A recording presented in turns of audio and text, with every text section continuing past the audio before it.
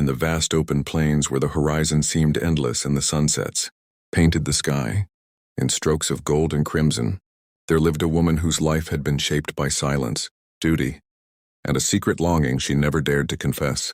Her name was Clara, a quiet figure in a small western town where gossip traveled faster than the wind, and where everyone knew everybody's past, or at least thought they did.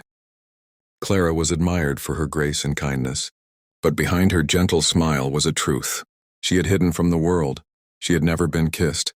Not once, not by a boy in her school days, not by a suitor at a town dance, not even a fleeting brush of lips that could remind her she was more than just a caretaker for her ailing parents, and later, a seamstress who kept her hands busy so her heart wouldn't ache. Life had demanded responsibility from her too soon, and somewhere along the way, love had seemed like a luxury she wasn't meant to have. Yet every night as she looked out at the stars, scattered across the sky like diamonds on black velvet, she wondered if perhaps she had been overlooked by love, or if love had simply not found its way to her yet.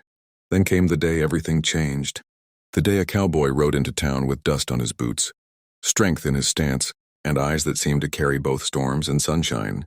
His name was Luke, a man who had seen hardship on the cattle trails, who had wrestled with loneliness under the weight of endless skies, but who still carried in him a tenderness that few recognized beneath his rugged exterior.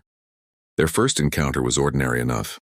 She was tending to her shop when he came in to have a torn sleeve mended. Yet from that first moment there was something in the way he looked at her, as though he could see past the layers of composure, right into the parts of her heart she thought invisible. Days turned into weeks, and Luke kept finding reasons to stop by, sometimes with a shirt needing repair, sometimes with nothing more than a question about the weather, and once with a bouquet of wildflowers that made Clara's cheeks flush a shade, brighter than any sunset. Slowly, the walls she had built around herself began to crumble, brick by brick, until one evening beneath the wide embrace of the setting sun, when the air was thick with the scent of sagebrush and the promise of something unspoken, Clara finally let her secret slip. Her voice trembled as she told him that she had never known what it felt like to be kissed, that no man had ever claimed her lips in love or passion, that she sometimes felt as though she had been invisible to the world in that most tender of ways. For a moment silence stretched between them, heavy and fragile like spun glass. Luke's gaze softened and he took her hand gently, his thumb brushing over her knuckles, in a gesture that spoke more than words ever could. "Then let me fix that," he said in a voice low and steady, carrying both promise and reverence. "Let me show you what real love feels like."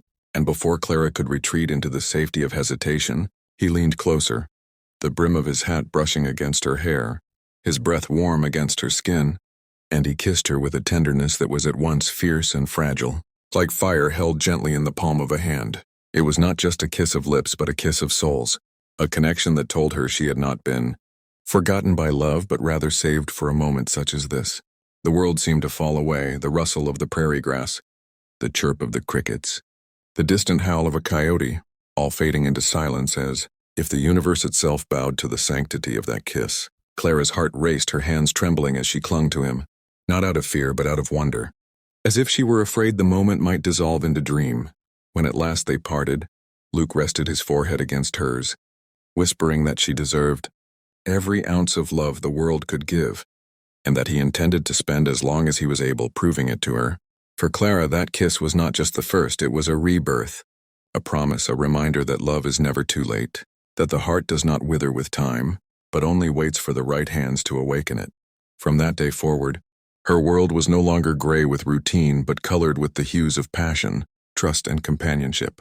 And for those of you listening to this story, let Clara's journey remind you that love has no deadline, that your moment will come even if it seems the world has overlooked you. And if this story has touched your heart, I invite you to join this journey with us. Subscribe to the channel so you never miss another tale of courage, hope, and love that heals. Because just like Clara, you too deserve a story where your heart is seen, your soul is cherished, and your love is finally answered.